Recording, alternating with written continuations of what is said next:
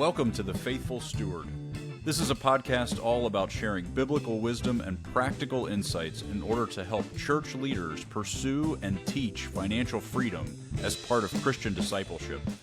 We believe this is a spiritual conversation, and this is a place where the church needs to lead the way in order to move our communities forward in how we steward God's resources. I'm your host, James Lenhoff, and I am so passionate about this conversation and helping leaders have the confidence to step into it. We believe that if we help people thrive financially and grow spiritually, it changes everything. And I am so excited to join you on this journey. This podcast is brought to you by Good Sense. If you'd like more information about what we're up to, you can go to our website at goodsensemovement.org. All right, let's get started with today's conversation. Well, today we're going to talk about Henrys, and I'm not talking about your Uncle Henry, or in my case, my nephew Henry. We are talking about an acronym that people use to describe young people who are making high income. Henry stands for high earner, not rich yet. And the idea of a Henry is that we see these individuals who are making incomes in excess of six figures, and they tend to be in high-level professional fields. Maybe they're doctors or they're lawyers, and they are seeing very large income streams. Their cash flow is really strong, but they are not actually accumulating or haven't yet accumulated very many resources in terms of their net worth. And one of the things that's really interesting about those individuals is they can fall into a trap in believing that they are rich, believing that because their income is high, they are doing really well.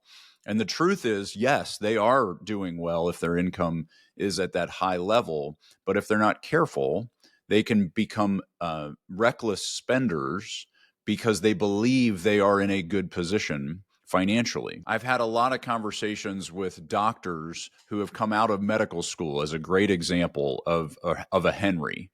They are making very large incomes, and they should. They've spent a lot of time in medical school. They have put in a lot of work to get to where they are. But I tell them as they come out of that residency and they're starting into their career to act as if they are really, really poor, because in truth, they are. I tell them, even though you are making really high income, when you walk into a room of your peers, of your friends who are not carrying around $200,000 or $300,000 worth of medical school debt, they are wealthier than you. Recognize that this is different, that you are not just measuring your success by your income. And so I find Henrys are dangerous in a lot of ways to themselves if they don't recognize that not rich yet part of the acronym. They see the high earning and they spend it because they have the confidence that it will continue, and they are missing opportunities to get started on becoming wealthy because they think they already are. And this is a really interesting conversation. If you are a Henry, this is your podcast to listen to recognize how to change your mindset. If you're leading a church community that has a lot of Henrys in it, this may be a conversation that you want to be having, even maybe from the stage. You want to start this conversation of helping people recognize how this works, what stewardship looks like if you are a Henry. And so let's just level set how we think about this. We are in a society where a lot of times income is what people look at to determine success. We will categorize people as rich based on their cash flow. And so if you are making a six-figure income, depending on the city that you live in, you may already be categorized as rich, even if on paper you don't actually own anything. Many of these young high earners are coming into those careers carrying a lot of debt. If they were in medical school or they went to law school, they are stepping into this higher income, but they've got a runway to just get back to zero on their net worth. Their net worth many times is strongly negative. And so when they step into that income, the thing that we can help them with the most is seeing their measuring stick of wealth as their net worth, seeing it rightly. Our litmus test for where we are financially, how healthy we are financially, should always be our net worth. And again, net worth is not your human worth. You are of infinite value as an individual. God's value for you is immeasurable. Your financial value, though, is measured by taking what you own minus what you owe. And so for a lot of these individuals who come into these high incomes, they start buying with those incomes. They buy the nice car, they get the nice apartment, they're spending very rapidly, and they are stepping into that income carrying a couple of $100,000 worth of student loans in many cases. And so they have a deeply negative net worth, and they are not fixing that problem.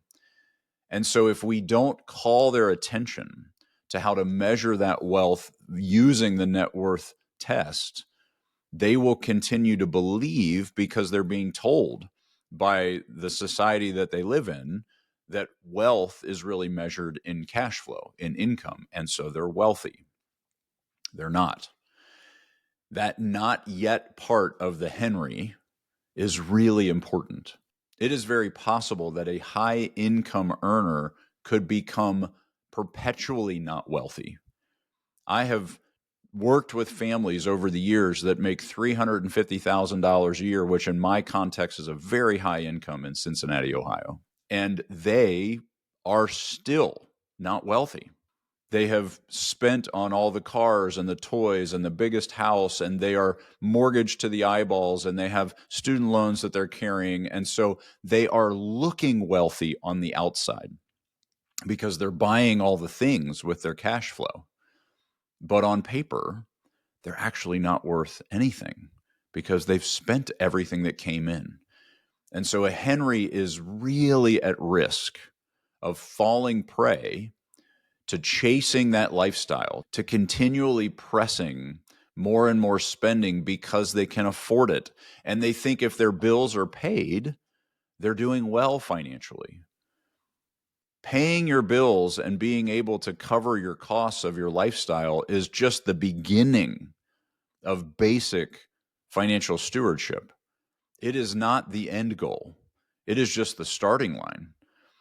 The more important thing for a Henry, more than anything else, is to establish very quickly where their lifestyle cap will fall. Where do you draw the line to say this is contentment, this is satisfaction, this far, no further? And how soon can you start to fix the problem of not being rich yet?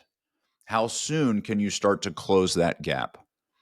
Because if we don't draw those lines early, we will miss the opportunity of using that abundance that you've been blessed with to start to accumulate for future obedience. Henrys are in an incredible position to be able to get ahead quickly if they recognize where they actually are early. If they see themselves walking into these high incomes as being poor, if they measure their net worth and recognize I don't own anything yet and I owe a lot, I need to close that gap. If we can help them see the truth of their real financial position, then they have the resources to fix that problem.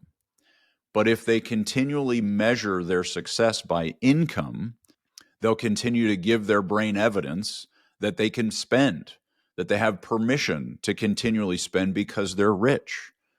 They're not.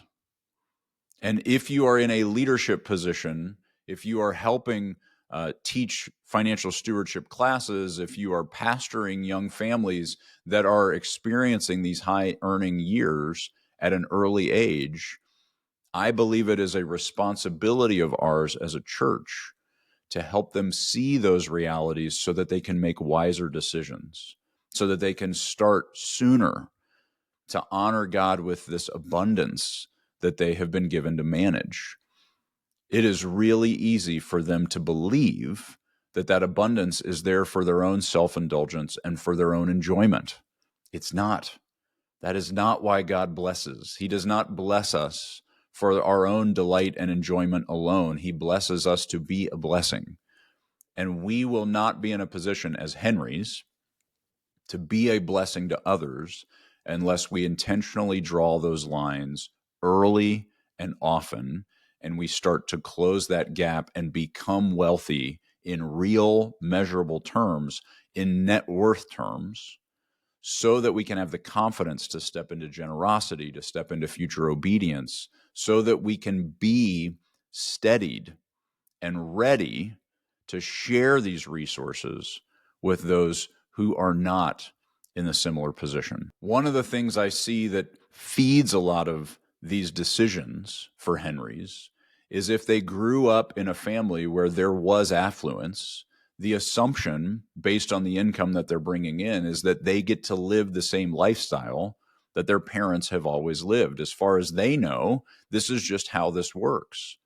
But if their family has been accumulating wealth for a long period of time and their experience is that they got to go on vacations and do all the things and enjoy this abundance, that abundance came over time.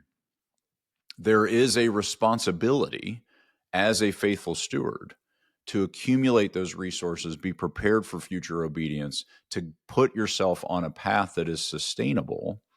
And that takes time.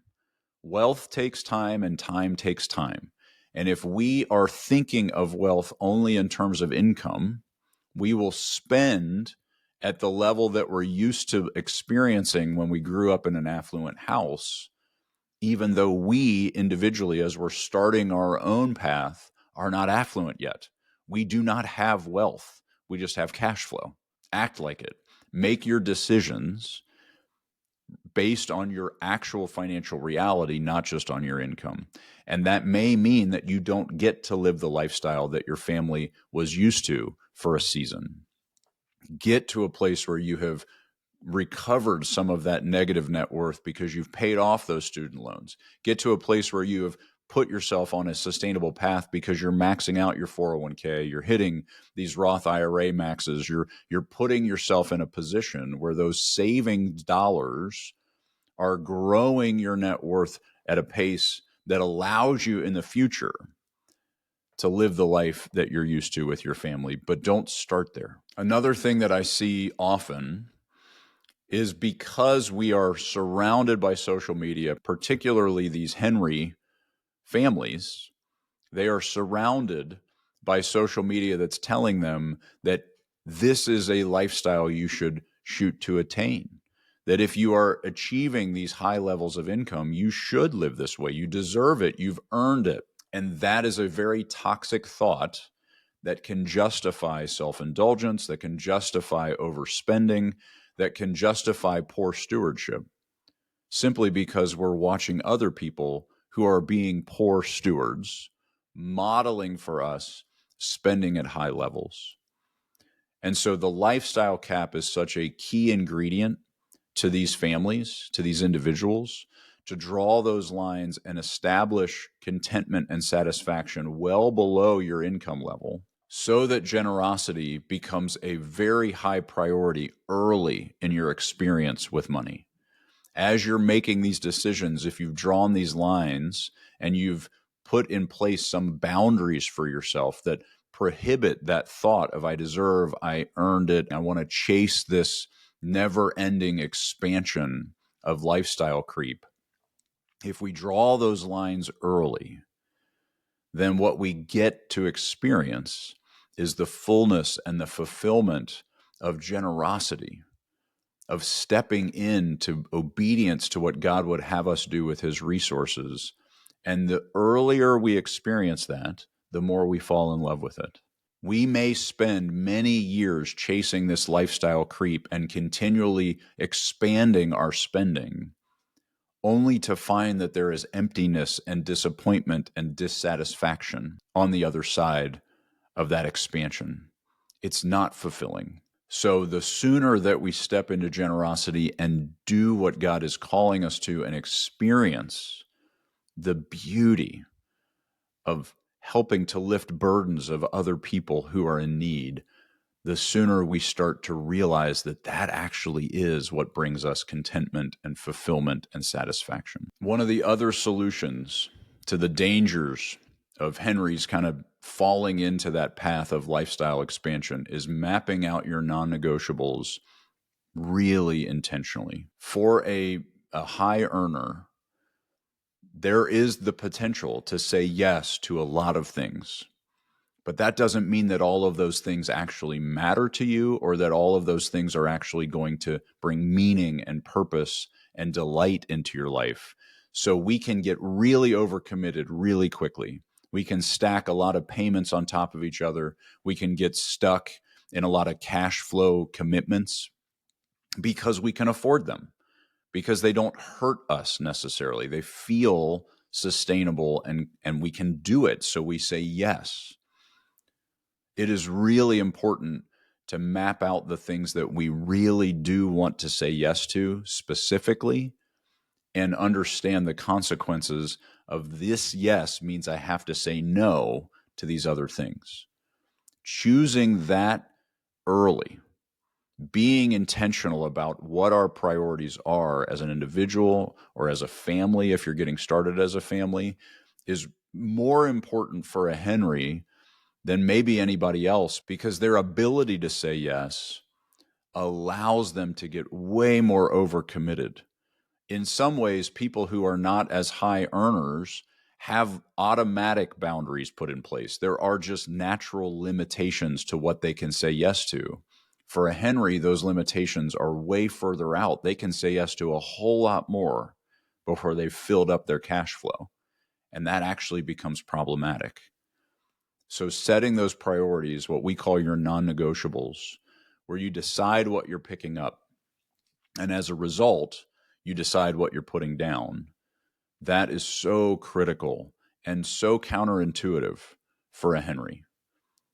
Most of those high earners are going to just continually press further into lifestyle expansion because there's not much of a hindrance to doing that.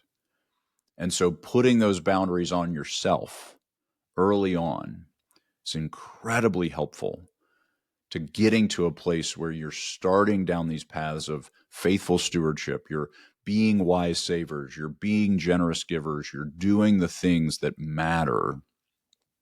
And you prioritize those things that matter above other things that are really just about chasing, keeping up with the Joneses, or living a lifestyle that is extravagant.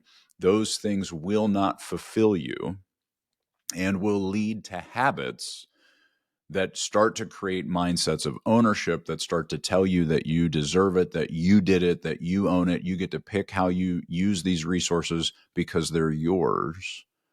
The sooner we put some of these structures and frameworks in place, the less likely it is that we have to undo and kind of rework our mindset later in life. This is the beauty of faithful stewardship early with high earners, is they get to experience the joy of faithful stewardship and the freedom that it brings earlier, rather than having to peel away bad habits and ownership mindsets and decisions that become habitual, that lead them further away from God's design and God's desire for his resources. And so if you are a Henry, put some of these things in place now. Be intentional. Sit down and ask God, what would you have me do with this abundance that is coming in? How do I honor you with your resources? And if you are leading Henrys, challenge them to recognize where they really are financially. They are not rich yet. Their wealth is not determined by their cash flow. And call them to a higher level of faithful stewardship and honoring God with his resources, so that those habits get put in place early and they actually start down a path that unlocks so much freedom and so much beauty, rather than getting trapped in the habits of overindulgence and lavish lifestyles.